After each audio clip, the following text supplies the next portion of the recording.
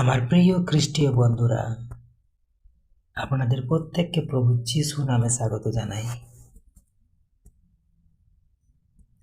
আজকে আমরা এমন দিনে, প্রভুর আজ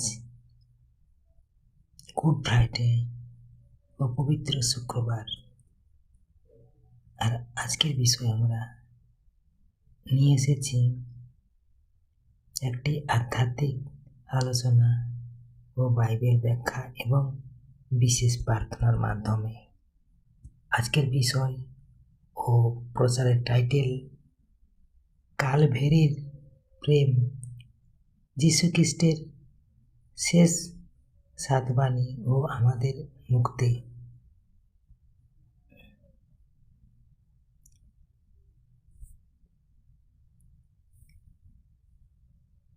আজ একটি বিশেষ দিন, গুড ফ্রাইডে। কেন এই দিনটিকে শুভ বলা হয়?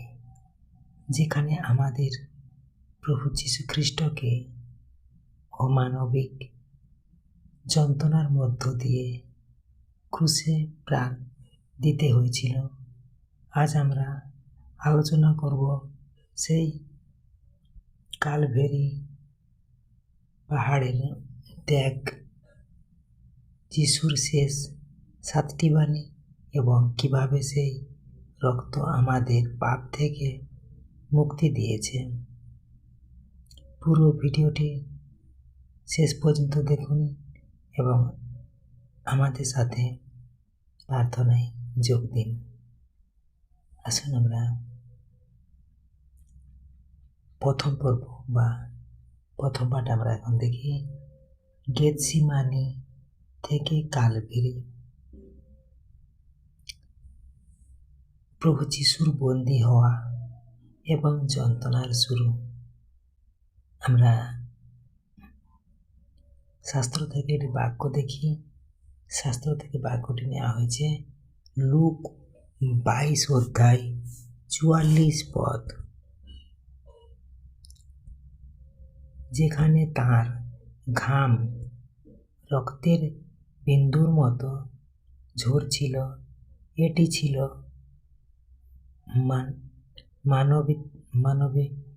মানব ইতিহাসের সবচেয়ে বড় মানসিক ও শারীরিক লড়াই।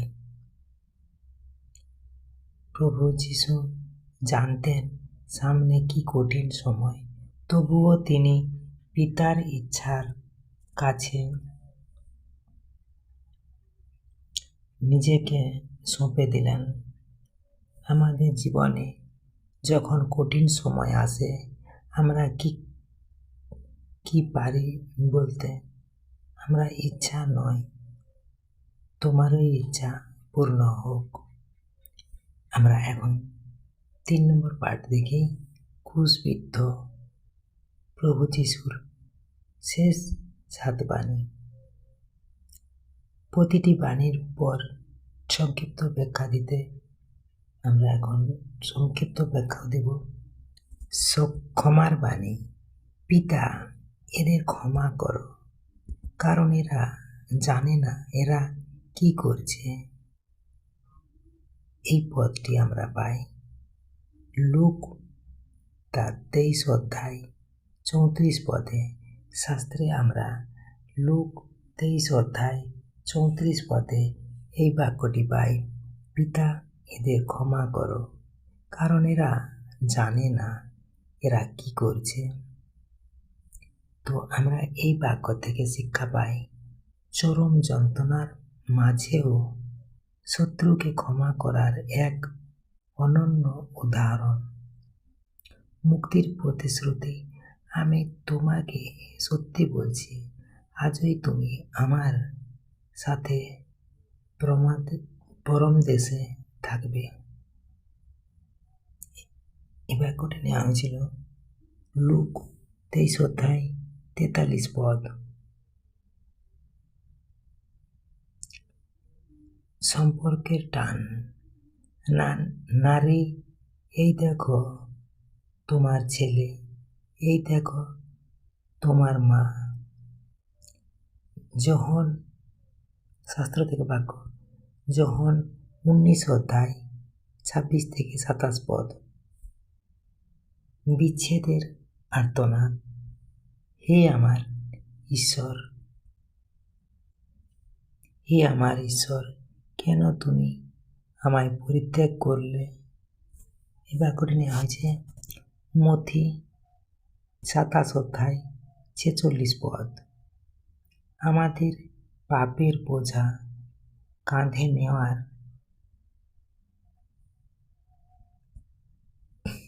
আমাদের পাপের বোঝা কাঁধে নেওয়ায় মুহূর্তের জন্য তিনি পিতার থেকে বিচ্ছিন্ন হয়েছিলেন। মানবিক তৃষ্ণা, আমার তৃষ্ণা পেয়েছে। যোহন শাস্ত্রীয় বাক্য যোহন 19 অধ্যায় 28 পদ। বিজয়ের ঘোষণা সমাপ্ত হল। শাস্ত্রীয় বাক্য 19 অধ্যায় তার 30 পদ।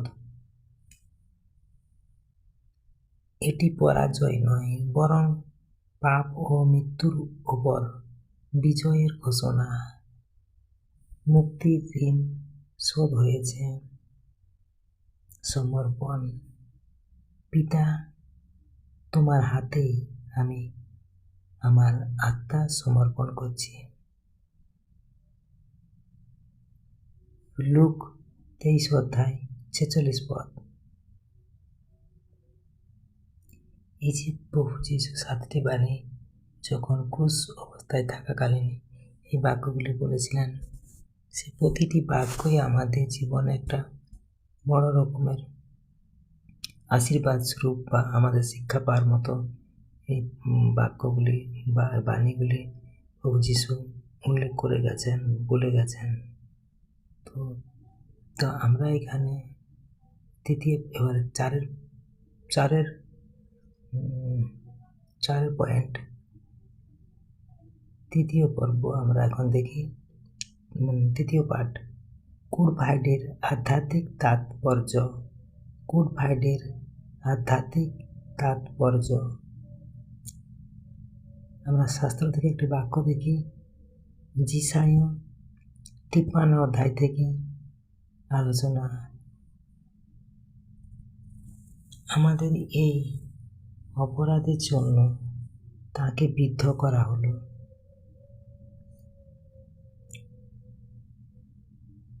প্রশ্ন, আজ আমরা কি আমাদের হৃদয়ে দরজা তার জন্য খুলে দিয়েছি? গুড ফ্রাইডে আমাদের মনে করিয়ে দেয় যে আমরা মূল্যবান, কারণ আমাদের জন্য পরমেশ্বর তার পুত্রকে দান করেছেন। আজকে আমাদের জগৎবাসীর জন্য, জগতের প্রত্যেকটা মানুষের জন্য আজকে ঈশ্বর পিতা এত ভালোবাসছিলেন। তাই যোহন 3:16 উল্লেখ আছে যে পিতা আমাদের জন্য এত ভালোবেসেছিলেন, তার একজাত পুত্রকে আমাদেরকে দান করলেন। আর প্রভু যীশু আমাদের জন্য স্বেচ্ছায় নিজের জীবন ত্যাগ করলেন ক্রুশের মাধ্যমে। আর যদি না জীবন স্বেচ্ছায় দিতেন, তাহলে কিন্তু আমরা আজকে পাপ থেকে পরিত্রাণ পেতাম না। তাই আজকে আমরা গুড ফ্রাইডের এটাই সার্থক হবে যদি আমরা প্রভু যীশুর প্রতিটি বাক্য মেনে চলি। তাহলে কিন্তু প্রভু যীশুর নামে গুড ফ্রাইডের সার্থকতা আমরা খুঁজে পাব। আজ প্রভু যীশু যে আমাদের জন্য আজকে গুড ফ্রাইডের দিনে মৃত্যুবরণ করেছেন। আজকে গুড বলা হচ্ছে ভালো শুক্রবার, শুভ শুক্রবার, পবিত্র শুক্রবার। কিন্তু সেখানে তো শোক বলা হতো বা শোকাহত শুক্রবার, কিন্তু সেটা বলা হয়নি। কেন না, জগতের মানুষের জন্য আমাদের ঈশ্বর জীবন দিয়েছেন, কারণ আমরা ভালো থাকব, ভালোভাবে জীবনযাপন করব, সৎ পথে থাকবো, প্রভুর ধার্মিকতায় চলব, কিন্তু আমরা কি সেটা করতে পারছি? নিশ্চয়ই না। আমরা দিনের পর দিন আজকে আমরা কি করছি? পাপের পথে চলছি বা পাপের পথে চালিত হচ্ছি।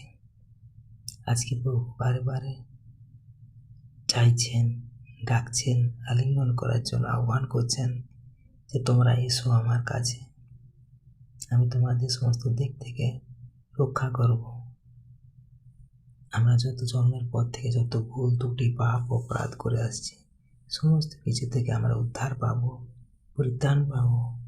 তার জন্য আমাদেরকে ঈশ্বর পিতা আমাদেরকে আহ্বান করছেন, হৃদয় অন্তর আমরা পরিষ্কার করে ক্লিন করে যেন প্রভুর সামনে আসতে পারি।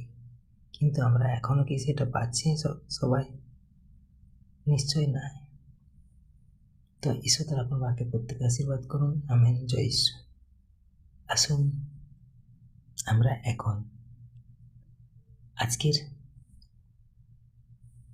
বিষয় নিয়ে এখন আমরা প্রত্যেকে চোখ বন্ধ করি, আর আমরা এখন ধীরে ধীরে ধীর ও শান্ত হব, আর প্রভুর সাথে এই প্রার্থনায় সহভাগিতা করব।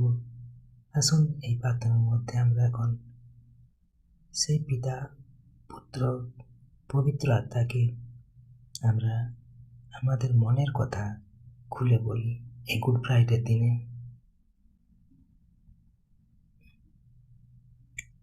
হে দয়াময় পিতা, আজ এই পবিত্র দিনে আমরা তোমার চরণে আসি। ধন্যবাদ জানাই তোমার এই অসীম প্রেমের জন্য, যা কালভেরির ক্রুশে প্রকাশিত হয়েছে। প্রভু যীশু, তোমার সেই ক্ষত বিক্ষত হাত দিয়ে আমাদের স্পর্শ করো। আমাদের পাপ, আমাদের রোগ, আমাদের দুশ্চিন্তা আজ তোমার ক্রুশের নিচে সমর্পণ করছি। যারা আজ একাকিত্বে ভুগছে, যারা যন্ত্রণায় আছে, তাদের তুমি সান্ত্বনা দাও। তোমার পবিত্র রক্ত দিয়ে আমাদের ধুয়ে পরিষ্কার করো, আমরা যেন তোমার দেখানো পথে চলতে পারি। প্রভু যিশুর নামে এই প্রার্থনা আমি করি।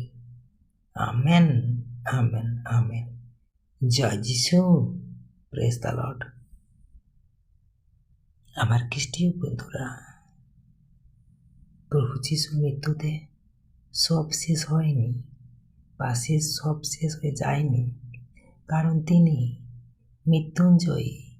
আজ এই আত্মত্যাগের কথা স্মরণ করে আসুন আমরা নিজেদের জীবনকে নতুন করে ঈশ্বরের কাছে উৎসর্গ করি।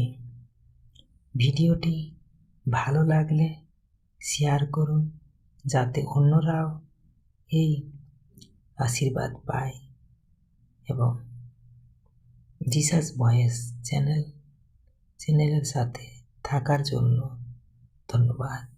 ঈশ্বর আপনাদের মঙ্গল করুন।